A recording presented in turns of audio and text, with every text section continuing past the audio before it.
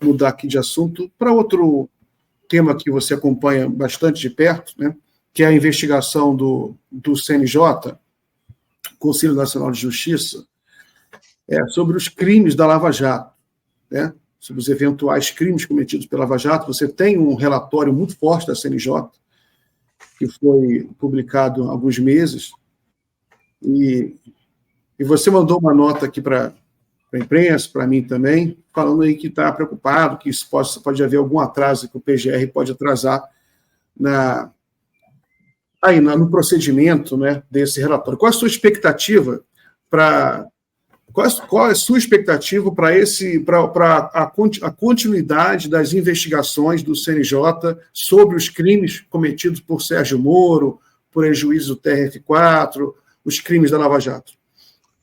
Miguel, esse hoje, para mim, é o ponto mais sério das minhas preocupações. Porque, veja bem, no que diz respeito à investigação que se dá contra o golpe de Estado, eu acho que formou-se quase uma unanimidade no país que eu digo das pessoas que pensam, que são democratas, sérias, de que é necessário fazer esse enfrentamento. Tem trazendo as pessoas presas, não é possível que você tenha 300 pessoas presas que não faziam parte da cúpula da organização e que não chegue agora aos organizadores, está chegando. Tem um general 4 estrelas preso por pedido, primeiro da Polícia Federal e depois do Procurador-Geral da República. É importantíssimo que a gente frise isso. Então, o doutor Paulo Gonet está tendo um papel fundamental na investigação daquilo que mais grave tem hoje, que é exatamente o enfrentamento dessa tentativa de golpe de Estado. Só que eu tenho uma preocupação enorme agora no final do ano. Eu voltei ao assunto, depois de falar com alguns ministros do Superior Tribunal de Justiça e com alguns senadores da República, com o que está acontecendo com o relatório que foi feito no final de maio e junho pelo Conselho Nacional de Justiça. Veja bem, eu queria a reflexão de todos vocês. Eu andei o Brasil inteiro falando que esse grupo de Curitiba, esse grupo coordenado pelo Moro, que ele era o chefe, que tinha como subchefe o Deltan e alguns procuradores, a ex-juíza também e tal, era um grupo que estava corrompendo o sistema de justiça. Enquanto eu falava, eu sou um advogado. Mas depois houve um processo de investigação do Conselho Nacional de Justiça.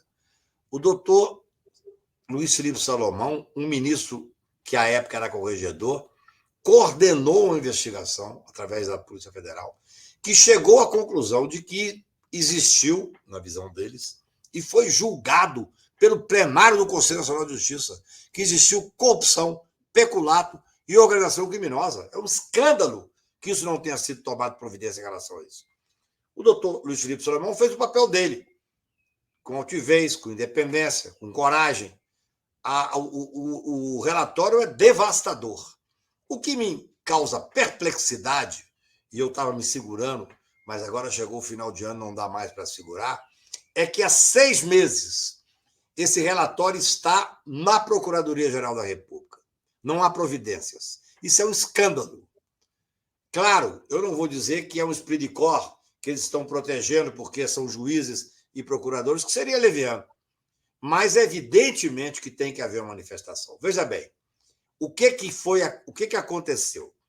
Um relatório do corregedor, Luiz Felipe Salomão, levado ao plenário do Conselho Nacional de Justiça. O Conselho Nacional de Justiça é um órgão presidido pelo presidente do Supremo Tribunal, que tem o direito, e nesse caso exerceu, de ser contrário. O doutor Luiz Roberto Barroso, ministro do Supremo Tribunal, presidente do Conselho Nacional de Justiça, foi contrário à posição do ministro Luiz Felipe Salomão. Só que foi julgado pelo plenário. Gente, não é uma manifestação, uma notícia crime feita por um advogado, não. É uma decisão do plenário do Conselho Nacional de Justiça. É um escândalo que isso não tenha sido levado adiante. Um escândalo. Eu não consigo entender. Hoje eu falei com vários ministros, falei com a Polícia Federal, falei com várias pessoas ligadas ao Ministério Público, porque eu não consigo entender. Claro, não existe crime de hermenêutica. O doutor Paulo Gonet pode chegar ao aquele subprocurador que ele submeteu o fato e dizer o seguinte: discordo da posição do Conselho Nacional de Justiça. E arquiva. Tome uma atitude. O que não pode é ficar durante 6 meses, 7 meses, um relatório aprovado pelo plenário do Conselho Nacional de Justiça sem que tenha uma providência. O que acontece? Esse relatório, doutor Miguel, ele funciona como sendo uma notícia crimes. Nesse caso, o Ministério Público só pode fazer 3 coisas. Pede o arquivamento, acho quase impossível pedir o arquivamento de algo que foi julgado no plenário do Conselho Nacional de Justiça, que foi debatido, que por maioria foi aprovado. É incrível. É incrível como as pessoas não veem a gravidade disso. Ele pode pedir mais diligências, está no direito. Claro que penso que aquilo que foi apurado pelo Conselho Nacional de Justiça tem que ter uma seriedade na observação do que está posto lá. Ou pode arquivar, o que seria, para mim, um escândalo. Aí nós temos que voltar a discutir sobre queixa-crime subsidiária, ou seja, a sociedade que foi vítima de um crime dessa gravidade, segundo decidiu o plenário do Conselho de Justiça, vai ficar simplesmente sem ter nenhum tipo de atitude? Vocês se lembram bem, na época da pandemia, em que eu acompanhava em casa aquela CPI fortíssima, e eu ligava para os relatores e para o relator, para o senador presidente, para outros senadores, que são meus amigos, falava: vocês vão aprovar um relatório fortíssimo, paralisou o Brasil e vão frustrar o Brasil, porque o relatório da CPI não deu em nada sobre o aspecto da criminalização, especialmente do Bolsonaro, do ministro da Saúde e tal. É a mesma coisa. São os poderes imperiais do Procurador-Geral da República. O Dominus Lide, nesse momento pré-processual, ele tem mais poder que os 11 ministros do Supremo Tribunal juntos. Nós temos que mudar isso. Não é possível que o Conselho Nacional de Justiça, um órgão importante, com essa capilaridade que tem, com essa importância de ser presidido pelo presidente do Supremo Tribunal Federal, que tinha o direito de ser contra e foi e perdeu no voto. Agora tem um relatório que simplesmente é desprezado pela Procuradoria-Geral da República. Por que nós, cidadãos, por que nós, sociedade civil, por que os ministros do STJ, por que a Polícia Federal não começa agora a dizer o seguinte: o que está acontecendo? Por que não tem andamento aquilo que saiu de forma séria, de forma...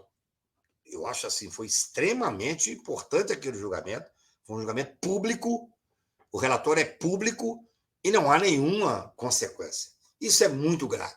Isso é, no meu ponto de vista, um ataque à estabilidade democrática e à credibilidade do Poder Judiciário, do Ministério Público Federal e daquela absoluta necessidade que nós temos de poder cobrar da autoridade constituída.